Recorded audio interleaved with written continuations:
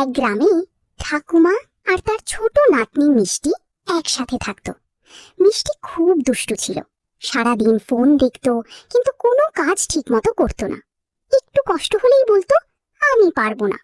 একদিন ঠাকুমা তাকে নিয়ে উঠোনে একটা ছোট গাছ লাগালেন। মিষ্টি 2 দিন জল দিয়ে বলল, গাছ তো বড় হচ্ছে না। ঠাকুমা হেসে বললেন, সব ভালো জিনিস সময় নিয়ে বড় হয়। তারপর প্রতিদিন মিষ্টি গাছটাকে জল দিত। কয়েক মাস পরে গাছটাতে সুন্দর ফুল ফুটল। মিষ্টি খুব খুশি হয়ে বলল, ঠাকুমা, এতদিন পরে সত্যিই ফুল এলো। ঠাকুমা মিষ্টির মাথায় হাত রেখে বললেন, দেখলি তো, ধৈর্য আর যত্ন থাকলে ফল একদিন পাওয়া যায়। সেদিন থেকে মিষ্টি আর কোনো কাজের আগে পারবো না বলতো না। ধৈর্য আর চেষ্টা থাকলে ছোট কাজও একদিন সুন্দর ফল দেয়।